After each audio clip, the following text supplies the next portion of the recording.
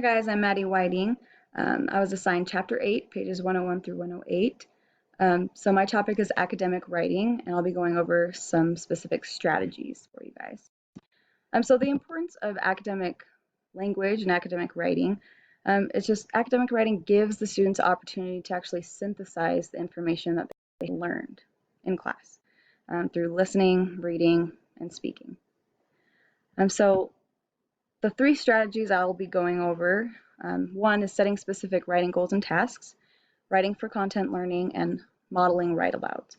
So within each of these three strategies, I'll be going over what writing that looks like and how it actually works. So the first strategy, setting specific writing goals or tasks, it helps the writer approach the audience and helps the reader see the reasons for actually communicating. It helps achieve functional literacy or the ability to actually use literacy in society. Let's see, so what it looks like, it can look like a variety of things. But the main purpose for writing is this list right here. To persuade someone, explain, negotiate, evaluate, analyze, problem solve, compare, contrast, and investigate. So how writing goals works. The first thing is you want to share the purpose. Okay? You want to share the purpose of the writing assignment with your students and help explain to them the purpose of writing. Because if you give their writing a purpose, okay, they're going to have a little bit more motivation to write. So the second thing, discuss how the purpose of writing impacts the types of topics that will work effectively. The third thing is help your students select an appropriate topic for the writing assignment. Okay, and then have them write something that will just grab the reader's attention. Okay, and then the fifth thing, have them write a thesis. So you want them, when they're writing a thesis, to connect the purpose of their writing to that sentence. Okay, each student should create a thesis broad enough to cover the scope of the topic or the scope of the purpose. The sixth thing, you want to ask students to turn in a sheet that connects the purpose of the writing assignment to the topic and the attention grabber and the thesis that they've written. Okay, and then finally, give them feedback. All right, so the second strategy, writing for content learning, and that I have a list for you guys of kind of what that could look like. So a few examples for language arts and math is just giving them opportunities to write. So poetry, book reports, essays, analysis. For math, you want to have them explain the process for which they came up with the answer, right? Creating story problems, things like that. And let's see. So how that works, here's an example for science.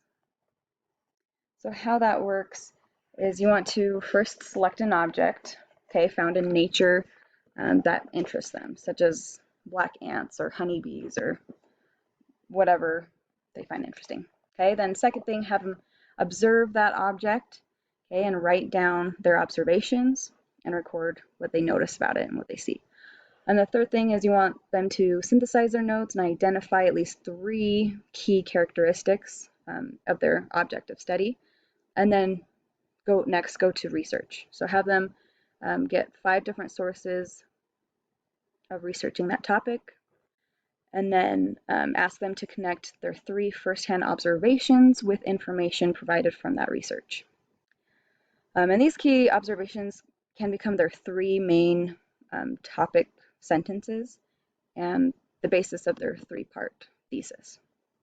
Okay, then the sixth thing, your students should next write down 2 concrete details for each of those characteristics that they wrote down.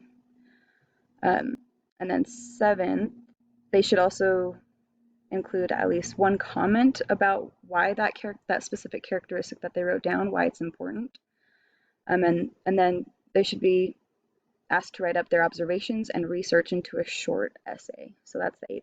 So have them write a short essay of their observations, the research that they've done, and note that because students are writing from their personal observations, their research connects to their understanding more easily. So they make those connections so it produces more meaning to what they're writing about. And then last thing, have them prepare a 3-minute speech. All right, so the last thing is modeling write-alouds. Okay, so when students observe their teacher writing while they're speaking, and they're able to consider the choices and decisions that the teacher made while they're writing.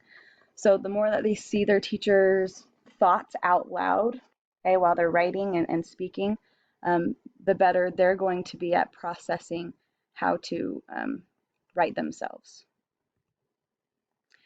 So the content area high school teachers can model. So there's a list. If you're a junior high teacher or an elementary school teacher, there's going to be slightly a different list. So if you're one of those, you can go back to the book. It's on page 107. But for high schoolers, I know most of us are in high school. Some of you guys are in middle school. But here's a list.